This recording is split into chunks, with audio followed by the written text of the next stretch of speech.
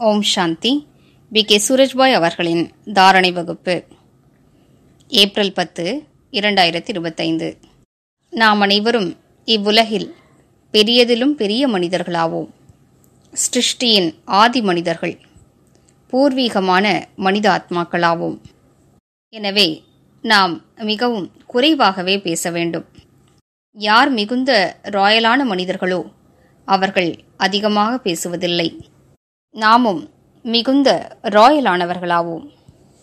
இவ்வுலகில் வார்த்தைகள் என்பவை மிகுந்த மதிப்பு வாய்ந்தவையாகும். சிலரது வார்த்தைகள் மகா வாக்கியங்களாகிவிடுகின்றன. சிலரது வார்த்தைகள் மிக உயர்ந்தவையாக கருதப்படுகின்றன. சிலரது வார்த்தைகள் பிறருக்கு மிகுந்த சுகமளிக்கின்றன. சிலரது வார்த்தைகளோ மயக்கமடைந்தவர்களை விழிப்படையச் செய்பவையாக இருக்கின்றன. நமது வார்த்தைகள் எவ்வாறு இருக்கின்றன என்று பார்ப்போம். பிறருடைய வாழ்க்கையில் நிராசையை ஏற்படுத்தும் வார்த்தைகளை நாம் பேசுவதில்லை தானே? பிறரது மனதை புண்படுத்தும் வார்த்தைகளை நாம் பேசுவதில்லை தானே? இவ்வுலகில் சிலரது வார்த்தைகள் அப்படித்தான் இருக்கின்றன. பிறரை நிந்தனை செய்வதே அவர்களுக்கு வேலை. தன் மனைவி என்று கூட பார்க்க மாட்டார்கள். அவரது குடும்பத்தினரை பற்றி கீழாக பேசுவார்கள். உனது தந்தை இவ்வாறு இருக்கிறார், உனது சகோதரன் இவ்வாறு இருக்கிறார் என்றெல்லாம் நிந்திப்பார்கள். கடுமையான வார்த்தைகளை பேசி சூழலில் கடுமைத்தன்மையை நிறைத்து கொண்டே இருப்பார்கள். நாம் ஒரு விஷயத்தை நினைவில் வைக்க வேண்டும்.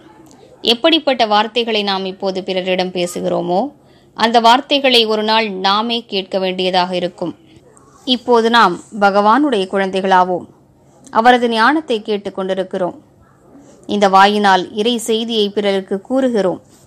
எனவே எந்த வாயினால் பகவானுடைய செய்தியை நாம் பிறருக்கு கூறுகிறோமோ அந்த வாயினால் நாம் யாரையும் நிந்திக்கக்கூடாது.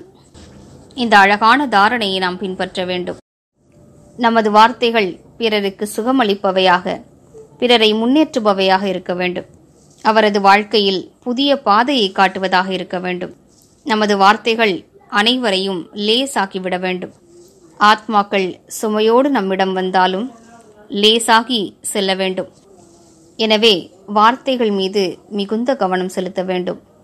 இன்றிலிருந்து நான் நல்ல வார்த்தைகளையே பேசுவேன் என்று திடமான உறுதிமொழி எடுப்போம்.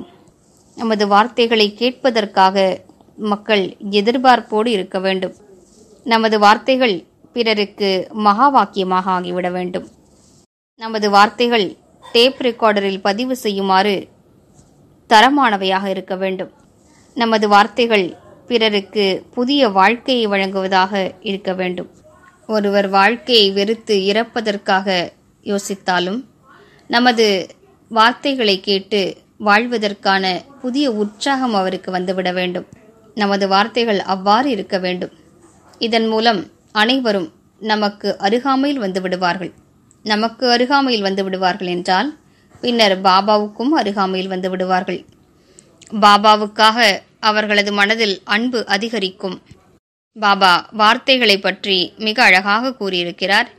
எங்கே 50 வார்த்தைகளை பேசி காரியத்தை நீங்கள் செய்கிறீர்களோ அங்கு 5 வார்த்தைகளாலேயே செய்து முடித்துவிட வேண்டும். யார் நீண்ட காலம் உள்நோக்குத்தன்மையின் பயிற்சி செய்திருப்பார்களோ அவர்களுக்கு வாக்கு சித்தி கிடைத்து விடுகிறது. இது மிகப்பெரிய விஷயமாகும். நாம் என்ன கூறுகிறோமோ அதுவே சத்தியமாகிவிடும். அதனையே வாக்கு சித்தி என்று கூறப்படுகிறது. அவ்வாறு நாம் பேசுவோமானால் நமது வார்த்தைகளால் பிறருக்கு நன்மை ஏற்படும். அது மட்டுமல்லாமல் நாம் யாருக்கு ஞானத்தை கூறுகிறோமோ அவருக்கு நேரடியான தாக்கம் ஏற்படும். மேலும் அவர் பாபாவின் குழந்தையாக மாறிவிடுவார்.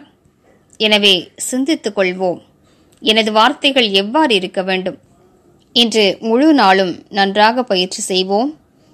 காலையிலும் மாலையிலும் அமர்ந்து இந்த பயிற்சியினை நன்றாக மேற்கொள்வோம். நான் சூக்ஷ்ம உலகில் இருக்கிறேன். முன்னிலையில் சம்பூரண பிரம்மா பாபா இருக்கிறார். அவரது ஒவ்வொரு அங்கத்திலிருந்தும் கிரணங்கள் வெளிப்படுகின்றன.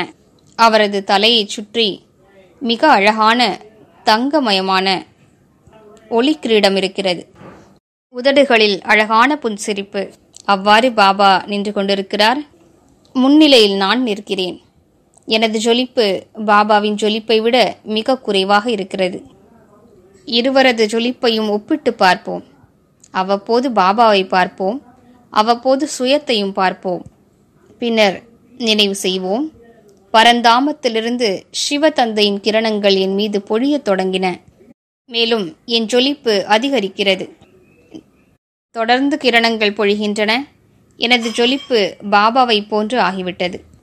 நான் பாபாவுக்கு சமமான ஃபரிஷ்தா ஆகிவிட்டேன். ஓம் சாந்தி. ஓம் சாந்தி.